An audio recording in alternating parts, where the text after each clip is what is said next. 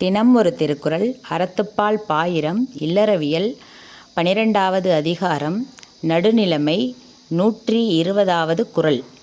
வாணிகம் செய்வாருக்கு வாணிகம் பேணி பிறவும் தமபோல் செயின். இந்த குறளின் விளக்கம்.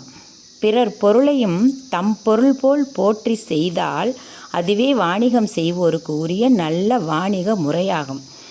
அதாவது ஒரு தொழில் செய்பவர், ஒரு வியாபாரம் செய்பவர், ஒரு வாணிபம் செய்பவர் பிறர் பொருளை தன்னோட பொருள் மாதிரி ஒரு பொறுப்பான தன்மையோட ஒரு தொழில் செய்கிறது தான் ஒரு நேர்மையான வாணிபருக்கு, ஒரு தொழில் செய்பவருக்கு அழகாம்.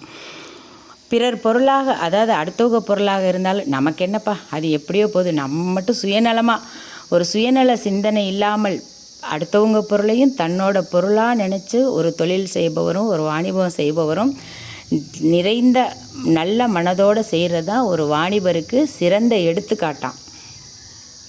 பிறர் பொருளையும் தம் பொருள் போல காத்து வியாபாரம் செய்தால் வியாபாரிகளுக்கு நல்ல வியாபார முறையாகும். பிறர் பொருளாக இருப்பினும் அதனை தன் பொருளைப் போலவே கருதி நேர்மையுடன் வாணிகம் செய்தலே வணிக நெறி எனப்படும்.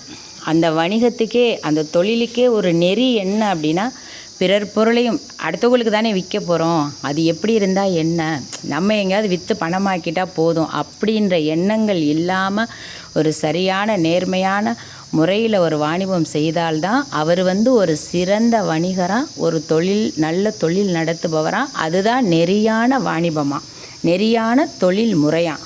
வள்ளுவர் எவ்வளோ அழகாக சொல்கிறாரு பாரு. ஒரு தொழில் செய்கிறவங்க கூட தர்மம் மாறாமல், நேர்மை மாறாமல் செய்யணும் அப்படிங்கிறத இந்த இடத்துல அழகாக விளக்குறாரு.